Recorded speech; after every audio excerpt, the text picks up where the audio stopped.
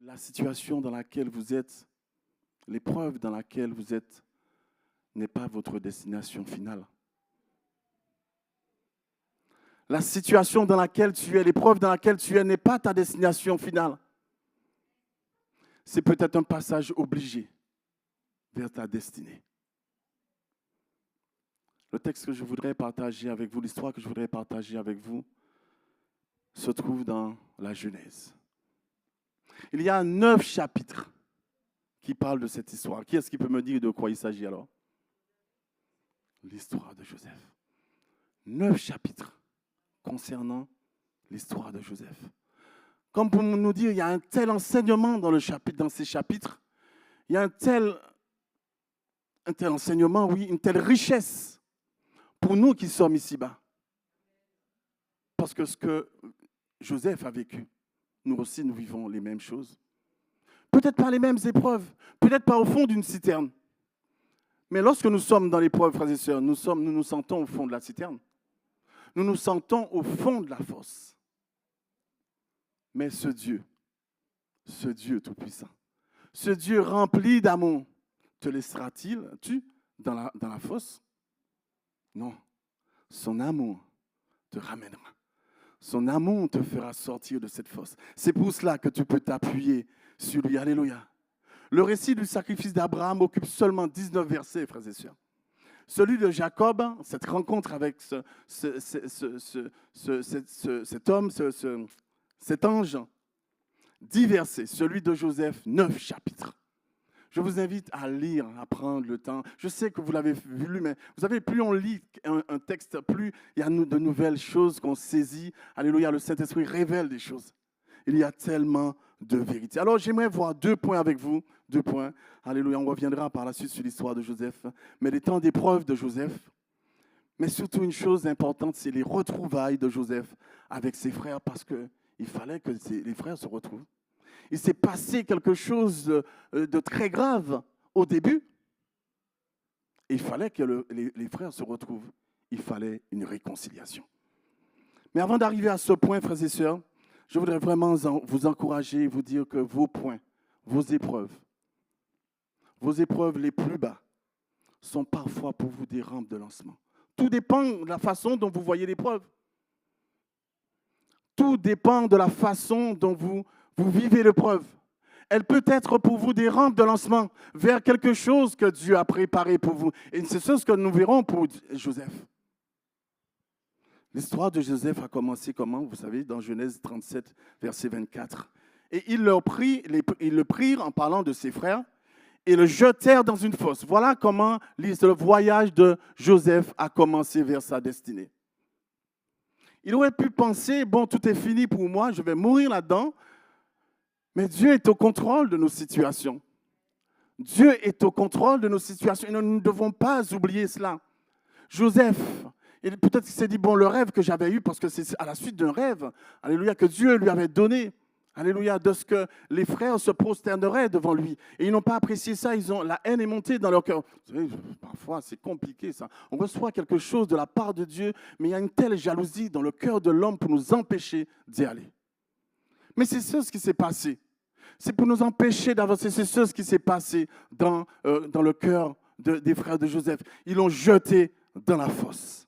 Mais avec Dieu, nous savons tous, le chemin n'est jamais tout droit. Le chemin n'est jamais tout droit. Il y a des courbes et des courbes et des recourbes. Il y a des montées et des descentes. Mais tout est formateur. Tout a été formateur pour Joseph. Le parcours de Joseph, de fils privilégié à esclave, de prisonnier à prince, nous montre que ce qui apparaît pour nous comme un échec n'est qu'une réorientation vers ce que Dieu a préparé. Alors pourquoi ne pas faire confiance à Dieu? Lorsque tu penses que c'est un échec, Dieu te dit, mais c'est moi qui conduis ta vie. Je suis en train de t'orienter vers ce que j'ai préparé pour toi.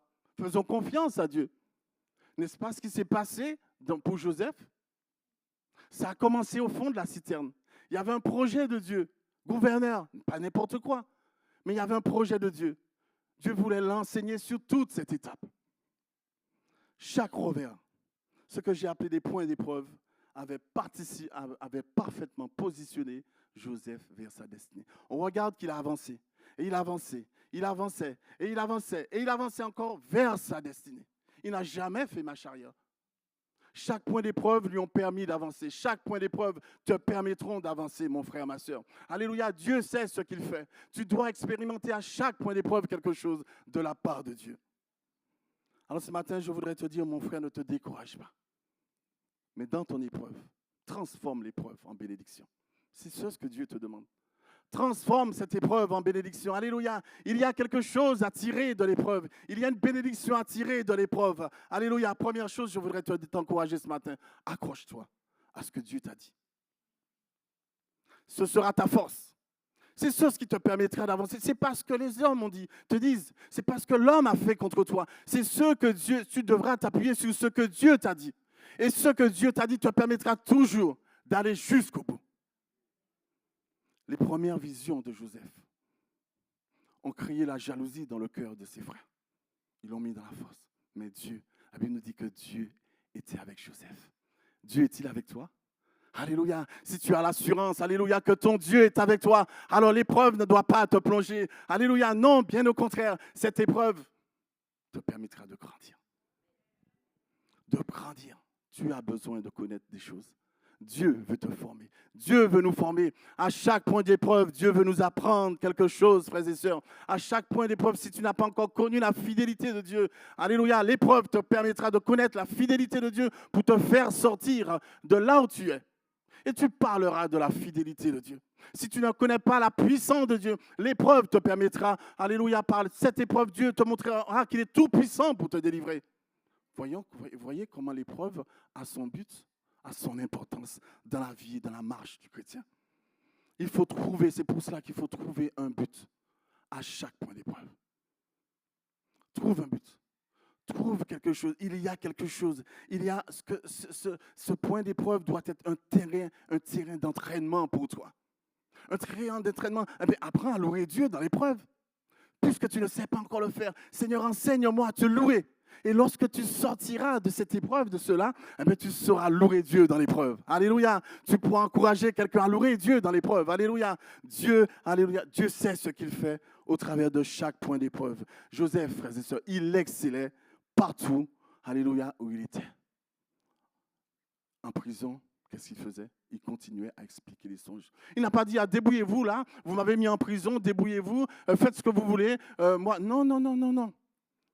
Il a continué, parce qu'il sait que son Dieu est avec lui. Alléluia. Et il faut garder son caractère. Troisième point, garder son caractère dans l'épreuve.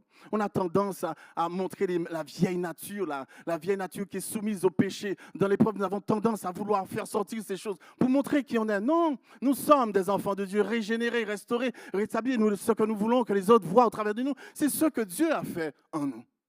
Garde ton caractère dans l'épreuve. Garde ton caractère. L'intégrité de Joseph n'a pas changé, frères et sœurs. Alléluia. Il est resté, l'intégrité de Joseph est restée intacte. Intacte. Même lorsqu'il fut tenté par la femme de Potiphar et venu le voir, il a dit non. Il sait que son Dieu est là. Il sait que son Dieu est là. Il n'oublie pas que son Dieu est là. N'oublie pas que ton Dieu est là. N'oublie pas qu'au fond de cette force, où là où tu es, ton Dieu est là avec toi. Alléluia. Tiens bon, continue, frères et sœurs, alléluia. Continuons ensemble, parce que notre Dieu veut nous enseigner. Notre attitude, notre comportement dans l'épreuve façonne notre préparation pour notre destinée. Oui, notre attitude façonne notre caractère. Parce que nous avons besoin d'être façonnés. N'oublions pas que c'est l'œuvre du Saint-Esprit de nous façonner. À l'image de qui? À l'image de Jésus. Parce que nous devons être des sources de bénédiction. Si ton caractère n'a pas été transformé, restauré, rétabli, eh bien, comment transformer? Oui, tu montreras toujours ce qu'il y a de la chair. Dieu veut que tu montres ce qui est de l'esprit en toi. Notre comportement façonne notre préparation. La volonté de Dieu, et ça je l'avais partagé dernièrement, la volonté de Dieu est que nous soyons formés et équipés pour toute œuvre bonne. Donc Dieu sait ce qu'il fait. Dieu sait ce qu'il fait. C'est pour cela que tu dois faire confiance à Dieu. Le temps passé dans la fosse, frères et sœurs, était une préparation nécessaire pour l'ascension de Joseph, j'ai failli dire Jacob. C'était un temps nécessaire. S'il n'était pas passé par toutes ces choses, lorsqu'il serait arrivé à la tête, frères et sœurs, il n'aurait pas été cet homme parce que nous verrons qu'il y a eu un temps de réconciliation, il s'est passé quelque chose. Et pour pouvoir être réconcilié, il faut des cœurs disposés, il faut avoir des cœurs transformés, des cœurs où le Saint-Esprit agit. Il y a un temps de réconciliation, mais on verra ça un peu plus tard, frères et sœurs. Parfois, il faut accepter de descendre avant de monter. Il faut accepter de descendre. C'est Dieu qui veut que nous descendions.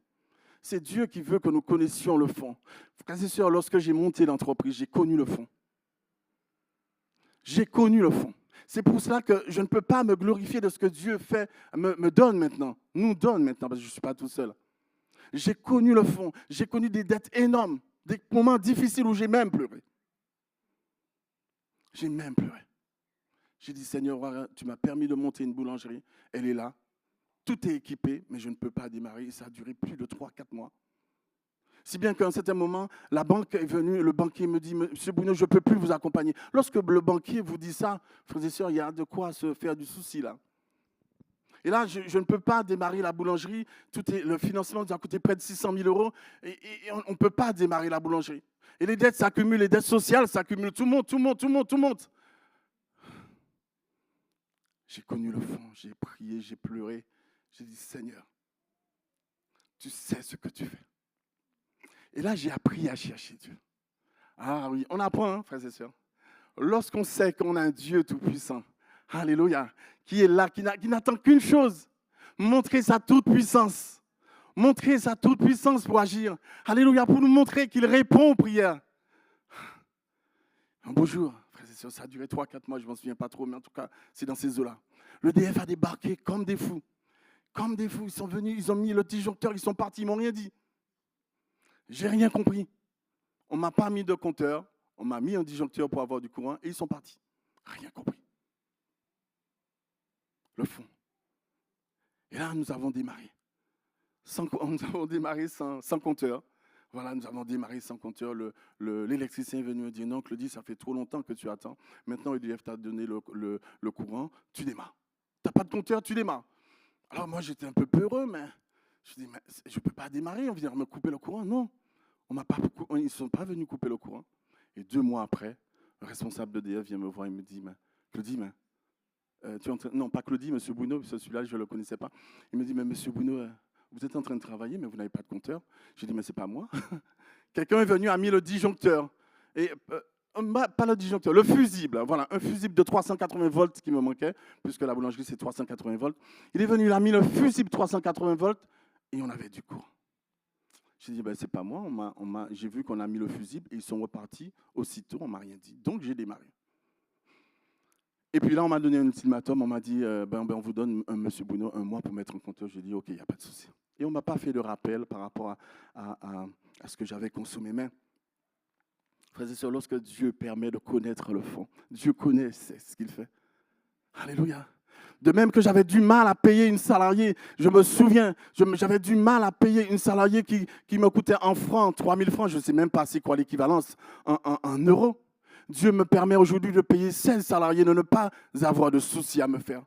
Je n'ai pas à me glorifier parce que je sais ce que ça coûte d'être au fond et d'être appelé d'appeler à Dieu, d'appeler le secours de l'Éternel. Je peux parler du secours de l'Éternel, mais ce n'est qu'une infime chose de la grandeur de Dieu. Dieu veut nous montrer quelque chose. Dieu veut te montrer quelque chose de plus grand. Dieu veut t'emmener dans une autre dimension. Alléluia, avec lui, dans une dimension de grandeur. Frères et sœurs, nous limitons tellement notre Dieu que nous voyons que les petites choses. Nous voulons vivre que les petites choses, alors que Dieu a dit que nous ferons de grandes choses avec le Saint-Esprit. Frères et sœurs, croyons à la grandeur des choses que Dieu veut nous faire vivre ici-bas.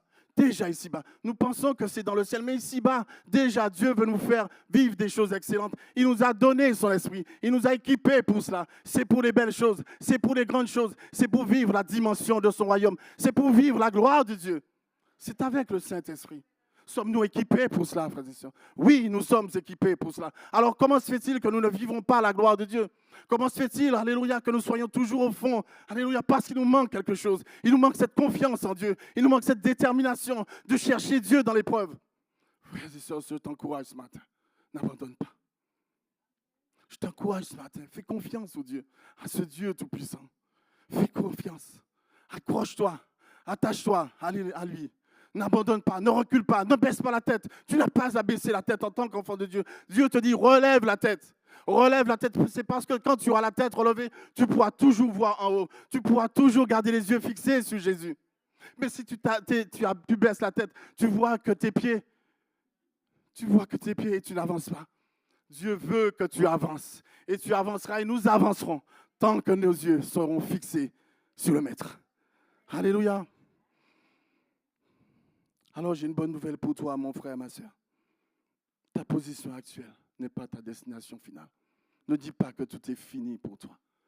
Bien au contraire, ce n'est comme Joseph, le commencement du voyage. Veux-tu voyager avec Dieu? Alléluia. C'est ce que la Bible nous dit. Alléluia. La Bible nous dit que lorsque Dieu était dans le jardin d'Éden avec Adam et Ève, il se promenait. Alléluia. Il était en train de se promener. Dieu veut aussi que tu vives cela avec lui, cette promenade avec lui. Alléluia. Pour que véritablement, lorsque tu connaisses des moments difficiles, tu puisses t'appuyer sur lui. Alléluia. Connais, cherche à connaître encore ce Dieu Tout-Puissant. Ce qui ressemble pour toi comme un gouffre, mon frère, ma soeur, est le passage obligé vers ta destinée. Alors qu'est-ce qu'on fait? On a toujours besoin, peut-être que c'est normal, nous sommes humains. La facilité. Seigneur, oui, je veux, mais je ne veux pas ça, je ne veux pas ça, je ne veux pas ça, je veux comme ça. Voilà comme ça nous sommes. Dieu qui nous connaît, alors est-ce que Dieu qui nous connaît va dire, bon, ben, comme il veut comme ça, on va supprimer ça, on supprime ça, on supprime ça. Non, mon frère, ma soeur, écoute bien ça. Si tu ne veux pas, Dieu ne veut pas que, pas si tu ne veux pas, mais Dieu ne veut pas que la bénédiction te perde. C'est pour ça qu'il permet les épreuves. Parce que si tu n'as pas vécu ces choses et que tu rentreras dans le moment de bénédiction, tu seras complètement perdu. Tu prendras la grosse tête. Tu croiras que tout vient de toi. Et Dieu veut t'apprendre que c'est grâce à lui que tu es là. C'est grâce à lui. Alléluia. Alors tu donnes gloire à Dieu. Tu ne te retiens pas et tu parles de cette gloire. Tu parles de cette puissance. Tu parles de ce Dieu tout-puissant. Dieu a fixé un temps pour chaque chose. Et c'est ce que nous dit Ecclésiaste, verset 3, chapitre 3, verset 11. Il fait toutes bonnes choses, toutes choses belles en son temps. Pourquoi ne pas patienter? L'épreuve a toujours une durée. L'épreuve ne dure jamais éternellement. Elle a toujours une durée. Alléluia. Alors sache que derrière, au bout de cette épreuve, il y a la gloire de Dieu. Il y a la gloire de Dieu. Il fait toutes choses belles en son temps. Il a une fin pour toute saison d'attente. Toi qui attends. Toi qui attends depuis tant de temps. Peut-être pour un époux. Peut-être pour une épouse. Tu attends depuis tant de temps. Ne te relâche pas. Ne dis pas que c'est terminé. Dieu n'a pas dit son dernier mot. Ça, c'est toi qui as dit que c'est terminé, mais Dieu n'a pas dit son dernier mot. Compte sur la fidélité de Dieu. Alléluia. Qui pourvoira en son temps. Alléluia. Comme Joseph a passé des années oubliées en prison, il arrive un temps où Dieu dit c'est bon. Il arrive un temps où Dieu dit c'est bon. Le temps de préparation là, dans la fosse, est terminé. Alléluia. Le temps de la préparation, il a appris quelque chose. En fait, il n'a pas appris quelque chose. Il a appris ce que je voulais qu'il apprenne. Parce que je disais tout à l'heure qu'à chaque point d'épreuve, il y a un enseignement. Donc, à ce point d'épreuve-là, Dieu voulait t'enseigner quelque chose. Lorsque tu as su, lorsque tu as appris cela, lorsque tu l'as emmagasiné, lorsque c'est entré au plus profond de toi, Dieu dit maintenant, je vais t'emmener ailleurs. Je vais te faire avancer. Il y a un but à atteindre. Il y a une destinée à avoir. Alléluia. Pour Joseph, frères et sœurs, je regarde l'heure parce que je ne veux pas trop déborder, il ne pas être trop long. Pour Joseph, frères et sœurs, lorsque le temps était accompli pour Joseph, vous savez qu'est-ce qui s'est passé? Genèse 41, verset 14. Genèse 41, verset 14. Pour vous montrer que lorsque le temps est écoulé, personne ne peut résister. L'homme, le diable, combien même il se serait dressé sur la route, lorsque le temps est accompli, la chose doit être manifestée. Genèse 41, verset 14, et il nous dit, et il le fit sortir en parlant de Joseph, et il le fit sortir précipitamment du cachot. On n'a pas pris le temps d'aller le chercher. C'est bon, il faut le faire sortir là. Il faut le faire sortir. Le temps est écoulé. La mission est accomplie. Alléluia. La destination est arrivée. Il faut le faire sortir. Il faut le faire sortir parce que le projet de Dieu est accompli. Parce que le projet de Dieu est accompli. Lorsque le timing de Dieu est arrivé, des années d'attente, frères et sœurs, se transforment en moments de bénédiction. Des années de souffrance se transforment en moments de bénédiction. Alléluia. On se souvient de tous ces temps de souffrance. Alléluia. Et on donne gloire à Dieu. On dit Seigneur, merci. En fait, c'est comme si on arrivait là. On arrive là, le temps est arrivé là. Et derrière, juste derrière cette porte, il y a la lumière. Nous sommes dans les ténèbres derrière la porte et Dieu fait ça. Et la lumière apparaît. Cette lumière est la bénédiction. Cette lumière est ta bénédiction. Cette lumière est le temps que Dieu a fixé pour toi. Alléluia. Alors, mais ce serait dommage d'arriver là et de ne pas rentrer dans la bénédiction parce que tu as manqué de courage, parce que tu as manqué de détermination, parce que tu as manqué de volonté, parce que tu as manqué de confiance. Parce que abandonner, c'est aussi manquer de confiance, frères et sœurs. Si nous abandonnons en cours de route, Dieu qui nous dit que je serai toujours là avec toi et je suis toujours là avec toi, alors si tu abandonnes en cours de route, c'est parce que tu as manqué de confiance. Parce que n'oublions pas que nous sommes équipés. Le Saint-Esprit en nous est un esprit de force. Tu ne manqueras jamais de force. C'est pour cela que Dieu t'invite à t'appuyer sur le Saint-Esprit, pas sur toi. Notre chair est faible, frères et sœurs. Elle nous montre toujours le contraire. Mais lorsque nous nous appuyons sur le Saint-Esprit, un esprit de force, alléluia, il te donne la force pour continuer. Et tu verras combien tu avances. Rien ne peut arrêter celui qui s'appuie sur le Saint-Esprit. Rien ne peut arrêter celui qui s'appuie sur le Saint-Esprit. Je t'invite ce matin à t'appuyer sur le Saint-Esprit pour que tu puisses continuer. Dieu a un plan pour toi. Dieu veut que tu accomplisses quelque chose. Il t'a envoyé ici-bas pour une mission bien particulière que tu dois accomplir. Et il t'a donné son esprit pour accomplir. Frères et sœurs, faisons confiance au plan de Dieu. Faisons confiance au plan de Dieu. Ce plan est merveilleux. Alléluia. Et tu commences à vivre des choses merveilleuses avec Dieu. Tu commences à vivre, parler d'un Dieu que je connais. Alléluia. Un Dieu tout-puissant. Et lorsque tu témoignes de la grandeur de ce Dieu, cette parole impacte les autres. Cette parole impacte celui qui la reçoit. Alléluia. Ils le firent sortir précipitamment parce que le temps de Dieu est arrivé. Alléluia. Il y a une révélation puissante, frères et sœurs, sur le calendrier divin. La bénédiction arrive souvent au moment où l'on s'y attend le moins. On est tellement dans l'épreuve, on est tellement là, et puis on est tellement centré aussi sur Dieu que, alléluia, la bénédiction, comme je vous dis, elle arrive, boum, comme ça. Ils firent sortir Joseph précipitamment. Joseph, maintenant il faut que tu ailles. C'est bon, c'est fini là maintenant. Maintenant, ce pourquoi je t'ai formé, tu viens d'y arriver. Alléluia. C'est pour cela que mon frère, ma soeur, je veux t'encourager ce matin. Ta saison d'attente est une saison de préparation. Ta saison d'attente est une saison de préparation. Alléluia. L'expérience de Joseph en prison lui a permis de développer les caractères nécessaires et l'a préparé pour diriger une nation. On ne dirige pas comme cela. Il y a des qualités que Dieu veut pour un dirigeant. Et c'est par ces épreuves que Dieu prépare ce dirigeant. Alléluia. C'est pour ça qu'il faut rester prêt dans l'épreuve. Il faut rester prêt dans l'épreuve. Joseph a conservé son don d'interprétation des rêves, même en prison. Il était prêt, il était fixé sur Dieu. Il savait qu'un jour, Dieu le délivrerait. Savez-vous que ça a duré 13 ans, le temps d'épreuve de Joseph? 13 ans. C'est chaud. 13 ans à connaître le fond comme ça, à connaître des problèmes, des accusations. 13 ans. Et malgré ça, il avance, il avance, il avance, il avance vers le but de Dieu. Dieu est au contrôle. Dieu est au contrôle de ta situation, mon frère. Alors reste prêt dans l'épreuve. Alléluia, parce que Dieu a un temps, il a fixé un temps pour cette épreuve. Alléluia. Il faut garder la perspective que Dieu donne. Notre situation actuelle est une page de notre histoire, pas la conclusion. Il faut garder la perspective que Dieu t'a donnée. Il faut garder la parole que Dieu t'a donnée. Alléluia. C'est ce qui te permet de voir au large. C'est ce qui te permet de voir au loin. Parce qu'avec Dieu, tu vois grand. Malgré ça, tu vois grand. Et faire confiance au timing de Dieu. Nous devons faire confiance au timing de Dieu. Dieu sait la durée de ton épreuve. Alléluia. Ne cherche pas à pousser les portes.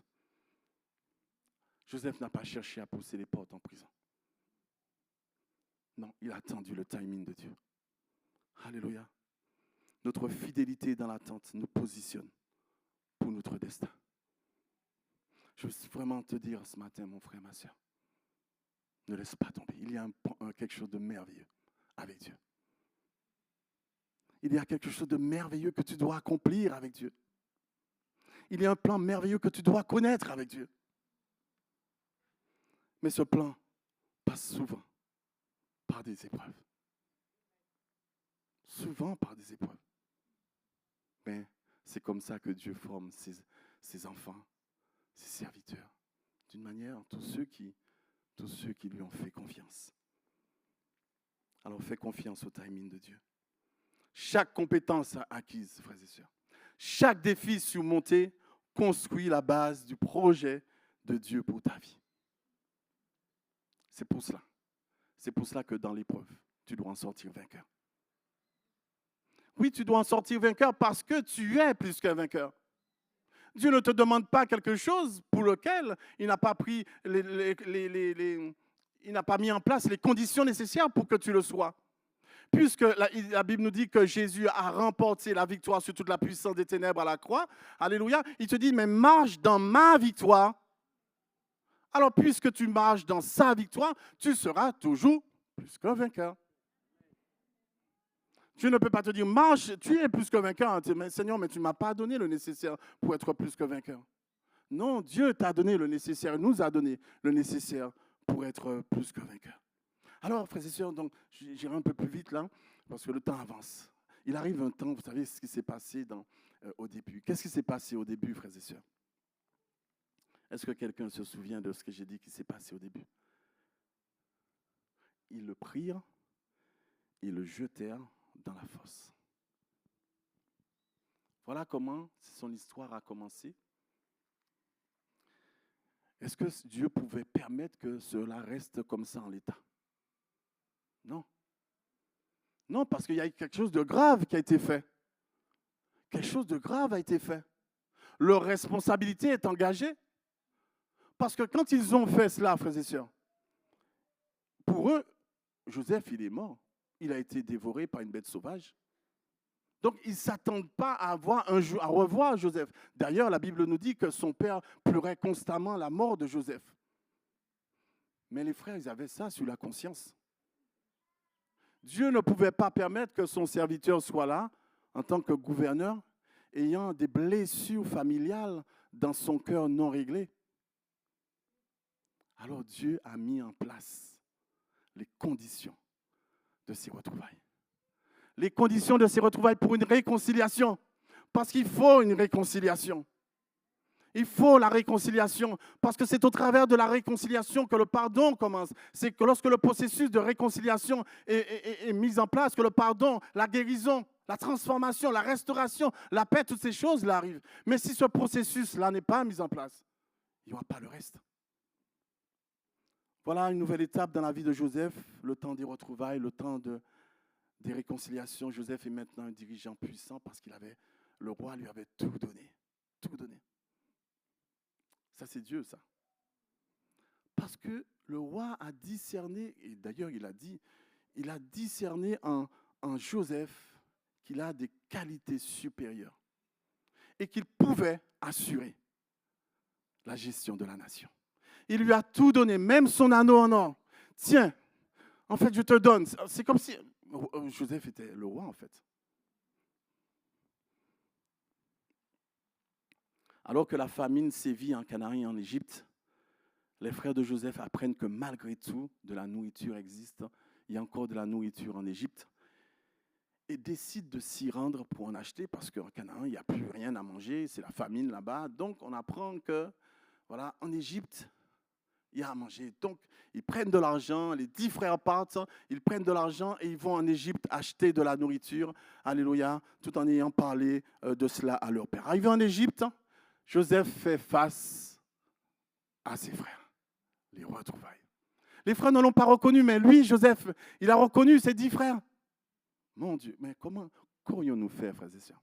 Nous savons que 20 ans se sont passés, 13 ans, plus 17 ans, 30 ans, plus 7 ans. Oui, c'est ça, 37 ans. 20 ans se sont écoulés.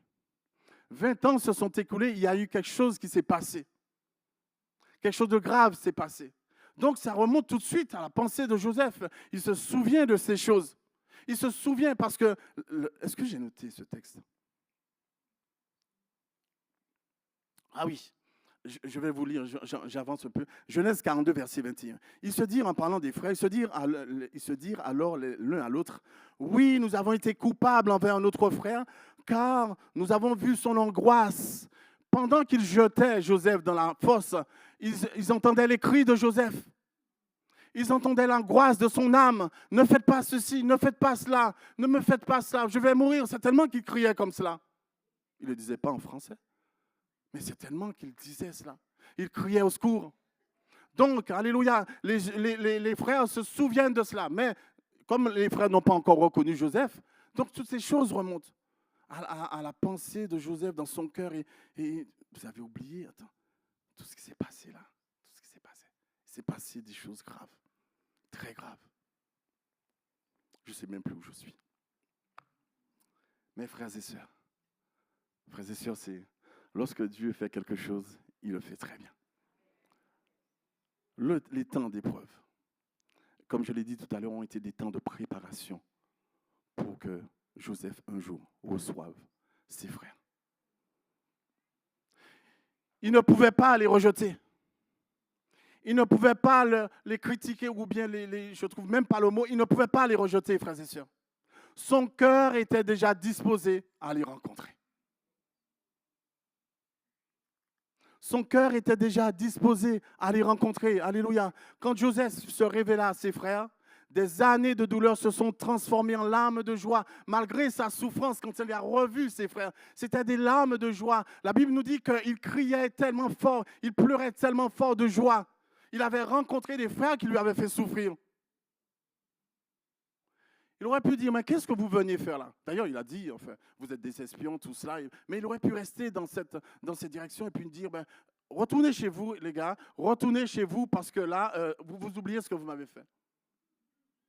Vous oubliez ce que vous m'avez fait. Joseph n'a pas agi comme cela, frères et sœurs. Il avait une telle joie, une telle joie. Dieu avait préparé son cœur. Il n'y a que Dieu qui puisse faire ce genre de choses. Lorsqu'on t'a fait souffrir, lorsqu'on t'a fait manger la poussière, il n'y a que Dieu qui puisse préparer ton cœur pour que tu puisses recevoir la personne. Je me souviens une fois, et quelqu'un m'avait fait beaucoup de mal, et il m'avait dit que je ne resterais pas là où la boulangerie que j'avais montée là ne tiendrait pas. Il m'a fait voir les pires choses. Un jour, j'ai failli perdre 2 voitures qui ont brûlé. Toute la façade avant avait été brûlée.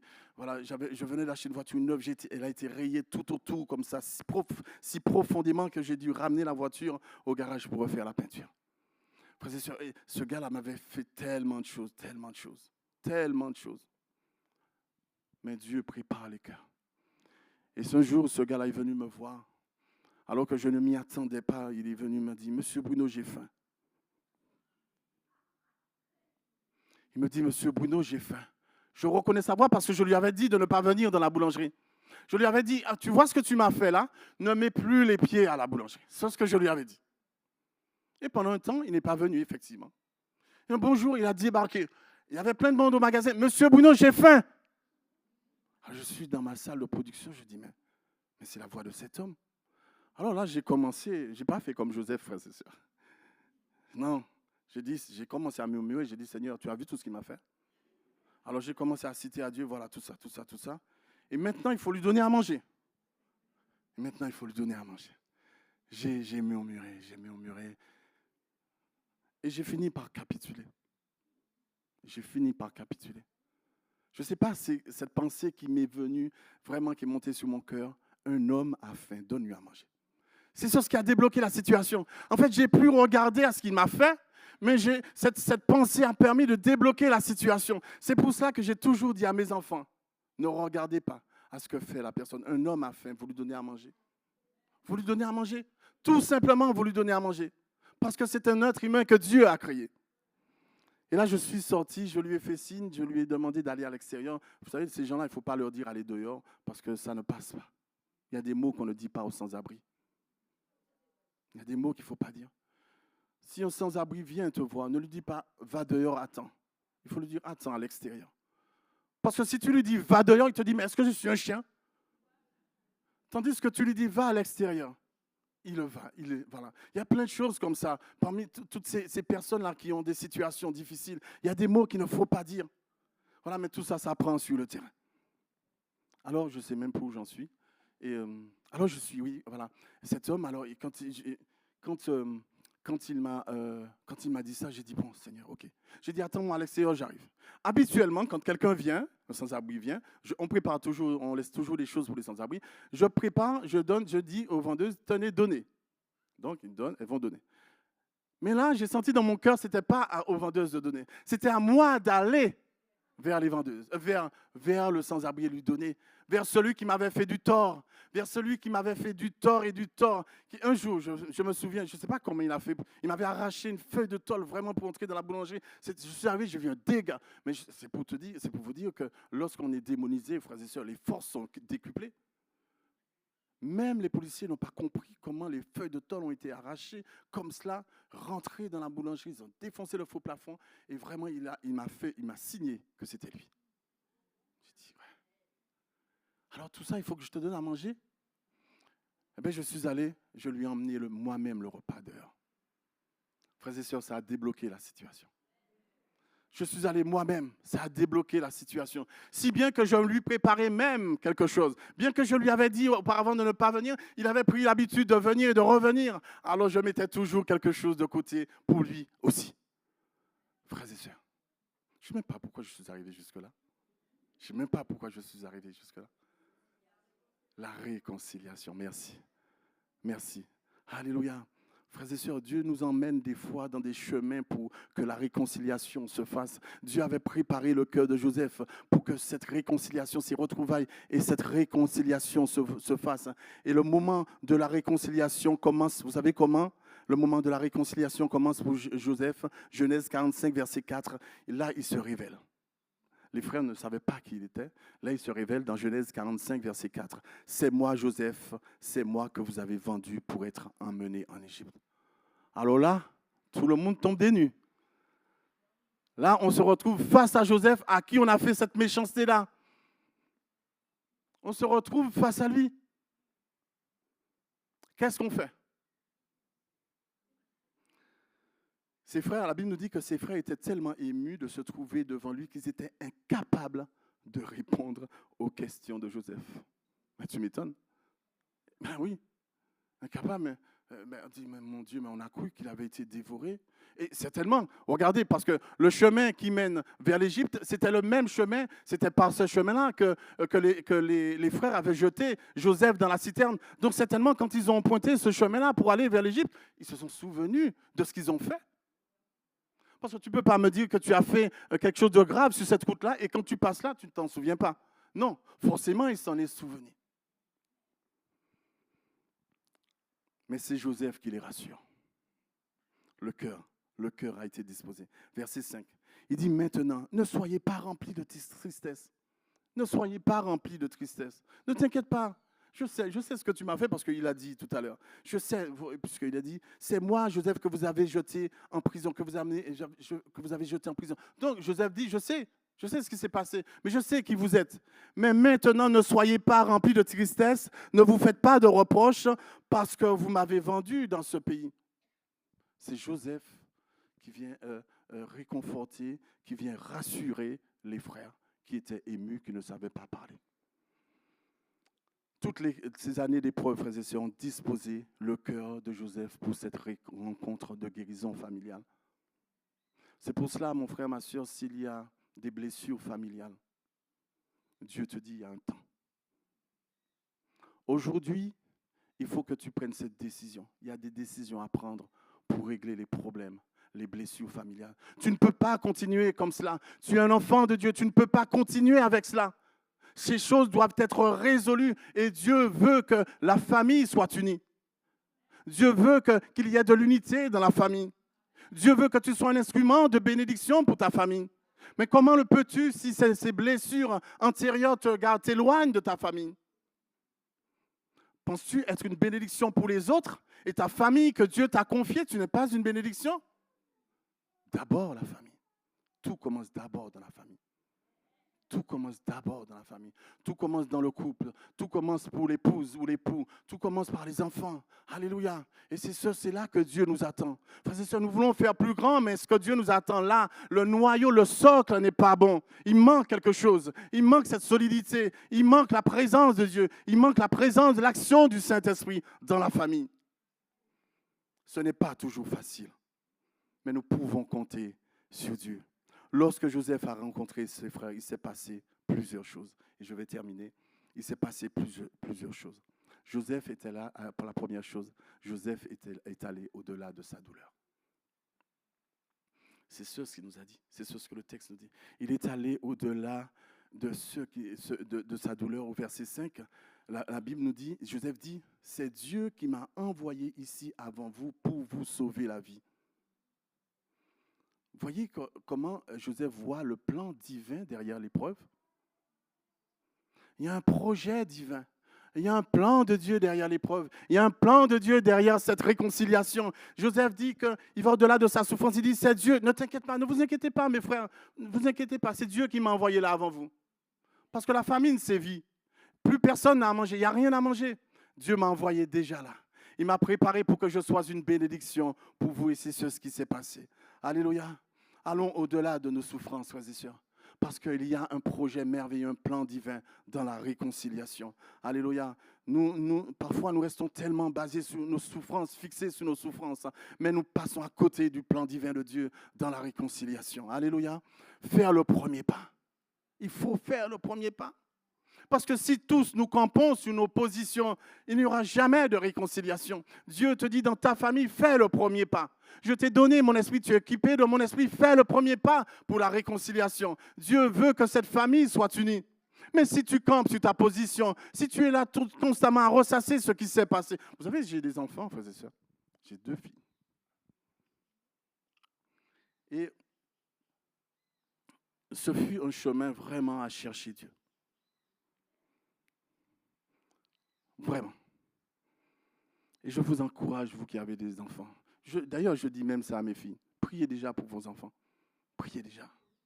Commencez à remplir cette coupe-là dans le ciel qui servira un jour, alléluia, de bénédiction pour vos enfants. Vous savez, pendant que mes enfants travaillaient, elles étaient là en train de travailler, parce qu'elles travaillaient tard. J'étais dans la chambre, en train de prier. Constamment et constamment. C'était devenu une habitude pour moi, des nuits de prière. Si bien qu'un jour, d'ailleurs, je vous avais témoigné ça, un jour, je me suis regardé dans le miroir et j'ai dit, mon Dieu, regarde ton visage, Claudie. Et je reçois une petite notification qui m'a fait du bien. Même si ton extérieur se désagrège, ton être intérieur se renouvelle. J'ai dit, Seigneur, je continue. Je continue, le but n'est pas atteint. Ne nous relâchons pas, frères et sœurs. Alors je disais, j'ai des enfants. Vous avez des enfants. Nos enfants connaissent les mêmes choses. J'ai toujours dit au diable, tu ne mettras pas la main sur mes enfants. J'ai toujours dit au diable ça, tu ne mettras pas la main sur mes enfants. Et je priais constamment. Et lorsque nous étions face aux difficultés, parce qu'il y a des difficultés malgré tout, même quand nous prions, il y a des difficultés qui surviennent. Alléluia, vous savez ce qu'il ne faut jamais faire? Ne jamais couper la communication avec les enfants. Ne jamais couper la communication avec les enfants. Parce que lorsque nous coupons la communication, nous avons laissé un accès au diable. Et là, quand on était face à des difficultés, alors en tant que père, c'est normal, je dis les choses, je donne les directives, mais quand ça ne va pas, eh bien, je ramenais tout dans la prière. Tout dans la prière. Seigneur, tu as entendu ça. Seigneur, tu as entendu ça. Seigneur, tu as entendu ça. Mais je m'étais toujours à prier sur une parole que Dieu m'avait dite. Je me souviens quand j'avais commencé à chercher Dieu, où Dieu m'avait dit, et j'avais pris cet engagement avec Dieu, où Dieu m'avait dit, Claudie, si tu demeures en moi et que ma parole demeure en toi, demande-moi ce que tu veux, je te l'accorde. Et cette parole, je l'ai toujours proclamée devant Dieu. J'ai toujours dit, Seigneur, souviens-toi de cette parole. Souviens-toi de cette parole. Dans les moments difficiles, souviens-toi de cette parole. Alléluia. Et j'ai toujours vu Dieu agir. J'ai toujours vu Dieu agir. Dieu n'abandonne pas ses enfants. Dieu n'abandonne pas celui qui crie à lui. Dieu n'abandonne pas celui qui est sincère. Ça ne veut pas dire que je sois parfait, mais mon cœur est attaché à ce Dieu.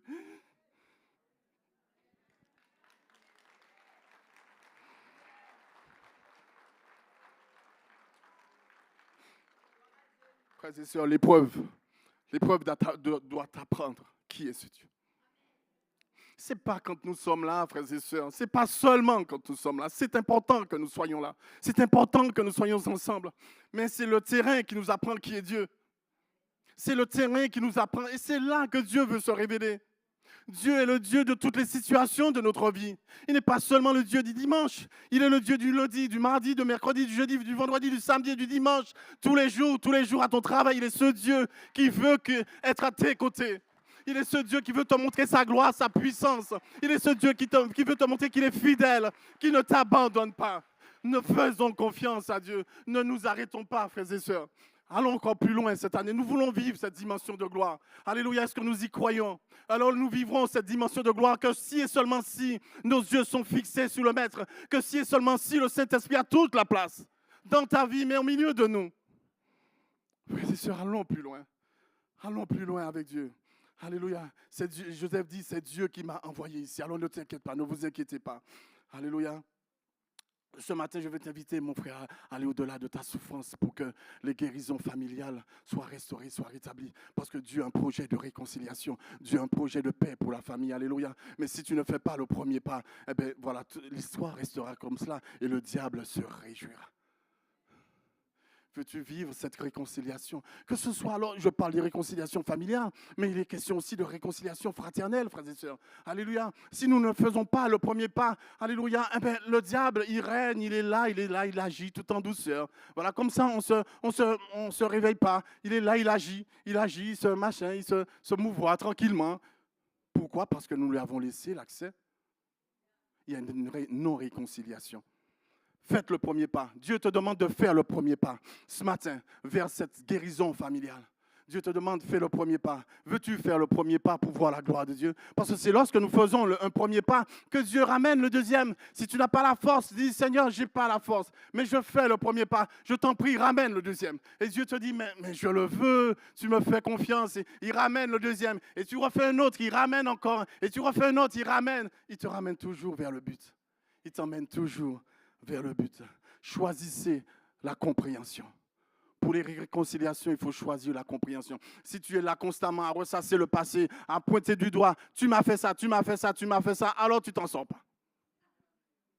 On va encore tourner en rond? Non. Choisissons la réconciliation. Choisissons la compréhension. Joseph a écouté le cœur de ses frères avant de se révéler. Écoutons ce que la personne a dit. Écoutons ce que la personne a dit en face. Parce que souvent, nous sommes prêts à nous avancer, à avancer nos idées. Le mot ne vient pas. Nous sommes toujours prêts à parler, mais nous ne sommes pas prêts à écouter ce que l'autre dit. Et l'autre est aussi dans la souffrance. Il y a une souffrance dans le cœur de l'autre. Et lorsqu'on prend le temps, sans préjugés, sans a priori, on prend le temps d'écouter la personne, on dit, ah, je ne savais pas qu'il y avait tant de souffrance. Choisissons la compréhension. Alléluia. Il dit les heures, Genèse 42, verset 21, je termine. Oui, nous avons été coupables, ils reconnaissent. Nous avons été coupables envers notre frère, quand nous avons vu l'angoisse de son âme. Lorsqu'il le jetait en prison, ils ont vu l'angoisse de son âme. Quand il nous demandait grâce, et nous ne l'avons point écouté. C'est pour cela que cette affliction nous arrive. Alors Joseph est là, il entend toutes ces choses. Il entend le cœur transformé de ses frères. Il entend le cœur pas reconnaissant. Parfois, je n'arrive pas à dire ce que je dois dire. Repentant de ses frères. Il entend tout ça. Donc, il comprend qu'il se passe quelque chose dans le cœur des frères. Alléluia. Ou qu'il s'est passé quelque chose, puisqu'ils ont déjà un cœur repentant. Alléluia. C'est pour cela qu'ils disent que c'est pour cela que cette affliction nous arrive. Ruben, prenant la parole, leur dit, ne vous disais-je pas, ne commettez point un crime envers cet enfant. C'est Ruben qui disait ça. Il disait, donnez cet ordre aux frères, aux autres frères. Ne faites pas ça, ne le jetez pas dans la citerne. Et voici son sang nous est redemandé. Et il ne savait pas que Joseph comprenait car il se servait avec eux d'un interprète. Ils s'éloignèrent d'eux pour pleurer. Je voudrais... L'affaire est tellement belle, frères et sœurs. L'histoire est tellement belle, tellement riche en enseignements. Mais je ne vais pas pouvoir aller plus loin, frères et sœurs. Si nous voulons une véritable réconciliation dans notre famille, cela nous demande de voir au-delà des actions passées. Arrêtons les actions passées. On sait ce qui s'est passé. Mais maintenant, proposons des possibilités. Et c'est là que les choses changent. Proposons des possibilités. Joseph a choisi de faire du bien malgré tout. Genèse 42, verset 25. Joseph ordonna, malgré tout, qu'on remplisse leur sac de blé et qu'on remit l'argent de chacun dans son sac et qu'on leur donna des provisions pour la route. Non seulement Joseph les a comblés de nourriture, mais l'argent avec lequel ils avaient ramené pour acheter, Joseph a remis dans leur sac. Vous voyez tout ce bien, il n'a pas regardé à cela. Il n'a pas regardé à cela. Ce matin, quelles sont les blessures familiales qui ont besoin d'être guéries dans ta famille, mon frère, ma soeur? Dieu veut des familles bénies. Dieu veut des familles en paix. Vous savez que notre assemblée, quelle que soit l'assemblée, tout ce qui se passe chez nous arrive dans l'assemblée. D'une manière ou d'une autre. D'une manière, la façon dont nous sommes chez nous, c'est la même manière qu'on va manifester dans l'assemblée. Tôt ou tard, il y aura un temps d'épreuve, on va voir, boum, on va dire, ah bon, je ne savais pas que cette personne était comme ça. C'est parce que c'est comme ça qu'elle est. C'est comme ça qu'elle est. C'est pour cela que dans nos familles, Christ doit être au milieu de nos familles, frères et sœurs. Le Saint-Esprit doit être au milieu de nos familles. Nos familles doivent être en paix. Notre couple doit être en paix.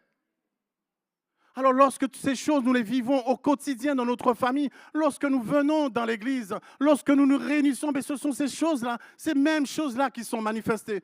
Tôt ou tard, si ce n'est pas le cas, s'il y a du faux semblant, ces choses seront manifestées. Quelles sont les blessures familiales qui attendent d'être guéries? Comme Joseph, frères et sœurs, voyons un but divin derrière cette guérison que Dieu veut. Les blessures sont parfois profondes, c'est vrai. Mais Dieu n'a-t-il pas le pouvoir et la capacité de pouvoir guérir nos blessures? Oui, nous lui faisons confiance. Je suis venu pour guérir les cœurs brisés. Alléluia, il n'a pas changé. Amen.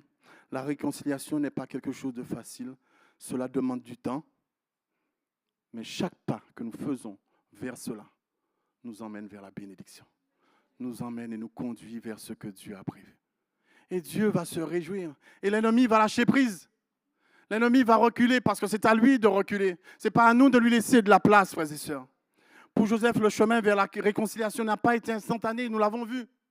Il a fallu de la sagesse, du timing et de ressentir le véritable changement dans le cœur de ses frères. Le chemin de la guérison familiale ou fraternelle peut prendre du temps, c'est vrai, parce que parfois c'est difficile, c'est compliqué. Mais chaque fois que nous avons pris cette décision de compter sur Dieu parce qu'il faut de la réconciliation, et d'ailleurs, la Bible nous dit que Dieu nous a donné le ministère de la réconciliation. Comment se fait-il que Dieu nous a équipés pour que nous soyons réconciliés déjà avec lui? Merci Seigneur parce que nous avons accepté Jésus dans notre vie, nous sommes réconciliés avec Dieu. Mais comment se fait-il que ce ministère qu'il nous a donné, nous avons du mal à nous réconcilier entre nous? Nous sommes équipés pour pouvoir nous réconcilier entre nous. Alors, pour un dernier point, pour terminer, frères et sœurs, préserver les relations, c'est tellement important. Préserver les relations. Faites tout pour que les relations soient bonnes. Faites tout pour que vos relations de couple soient bonnes. Faites tout pour que vos relations familiales soient bonnes. Faites tout pour que vos rapports avec vos enfants soient bons. Même si ce n'est pas facile, mais nous avons un Dieu vers qui nous pouvons nous tourner. Seigneur, tu vois combien cette situation est difficile. Arrêtons chaque fois de manifester les œuvres de la chair. Lorsque tu passes par le Saint-Esprit, alors tu vois autre chose. Tu vois la gloire de Dieu. Le pardon final de Joseph à l'égard de ses frères a assuré l'unité de la famille. N'est-ce pas ce que Dieu veut? Que nous soyons des familles unies. Alléluia. Tout commence là. Tout commence là. Tout ne commence pas à l'église. Tout commence là. Au début de la création, il y a eu Dieu, Adam et Ève. Il n'y avait pas encore l'église. Dieu, Adam et Ève. Que Dieu soit au milieu de vous dans votre famille. Que vous puissiez laisser toute la place à Dieu. Même quand ce n'est pas difficile, facile, que vous puissiez laisser toute la place à Dieu. Alléluia. Et nous verrons combien notre assemblée vivra des choses grandes, des choses belles. Alléluia. Des choses que Dieu a préparées. Mais si nous, lorsque Dieu nous emmène dans une direction et nous refusons d'aller dans la direction que Dieu veut, eh bien, nous ne vivrons jamais les choses que Dieu a préparées d'avance pour nous parce que Dieu ne change pas ses plans pour nous faire plaisir. Alléluia. Quelles relations ont besoin d'investissement aujourd'hui? C'est toi qui le sais, mon frère, ma soeur. Aujourd'hui, par cette parole, je crois que Dieu t'a donné le chemin. Alléluia, c'est à toi de saisir ces paroles. La Bible dit que tout a été donné pour notre édification, pour nous corriger, pour nous enseigner, pour nous montrer la voie à suivre. Vous voyez, nous sommes équipés, frères et sœurs. On ne dira pas à Dieu, Seigneur, tu n'as pas montré le chemin, tu ne m'as pas dit comment il faut. Tout était écrit. Et ce qu'ils ont connu, c'est pour que nous sachions que, voilà, ce qui nous attend. Si nous faisons comme ça, nous avons ça. Si nous faisons comme ça, nous avons ça. Si tu passes par la chair, tu as le résultat de la chair. Si tu passes par l'esprit, tu as le résultat de l'esprit. Prions, frères et sœurs. Seigneur, merci encore pour ta fidélité. Merci parce que tu parles tantôt d'une manière, tantôt d'une autre. Et nous te bénissons encore ce matin. Nous te rendons grâce encore ce matin, Seigneur, pour ta parole qui est merveilleuse. Parce que tu nous enseignes que dans l'épreuve, tu es là. Tu nous enseignes, Seigneur mon Dieu, que dans l'épreuve, tu veux nous former, tu veux te révéler à nous, et c'est toujours dans l'épreuve que tu te révèles à nous d'une manière particulière. Tu veux nous montrer, Seigneur mon Dieu, alléluia, que lorsque nous sommes dans l'épreuve, que nous devons compter sur toi et sur toi seul, Seigneur, alléluia, parce que tu as le pouvoir de nous sortir de là où nous sommes. Alléluia, ta fidélité est grande, ton amour parfait, Seigneur mon Dieu, pour nous sauver, nous délivrer, et nous te remercions. Que ces choses soient établies en nous, afin que véritablement nous soyons ces hommes et ces femmes qui marchent avec confiance, ces hommes et ces femmes, Seigneur, qui continuent, Seigneur, qui ne s'arrêtent jamais, parce que tu es celui qui trace le chemin. Tu as tracé le chemin pour Joseph, et tu veux nous dire encore ce matin, tu es celui qui aussi nous trace le chemin vers notre destinée. Alors comptons sur notre Dieu, nous comptons sur toi et nous te disons à toi toute la gloire. Merci aussi de bénir, Seigneur mon Dieu, tous ceux qui ont, alléluia, d'encourager, Seigneur mon Dieu, tous ceux qui ont des problèmes familiaux, qu'aujourd'hui, Seigneur mon Dieu, ils puissent prendre la décision de régler ces problèmes familiaux. Parce que, Seigneur mon Dieu, alléluia, on voit le projet divin qu'il y a dans cette résolution, le projet que tu as au travers de Joseph que tu nous as manifesté, alors qu'il en soit de même pour tous ceux qui prendront cette décision, alléluia, de pouvoir régler ces problèmes familiaux afin que ces blessures, Seigneur mon Dieu, soient restaurées, rétablies. Nous bénissons ton nom. Nous te remercions, Père, pour ta fidélité. À toi toute la gloire dans le nom de Jésus. Amen.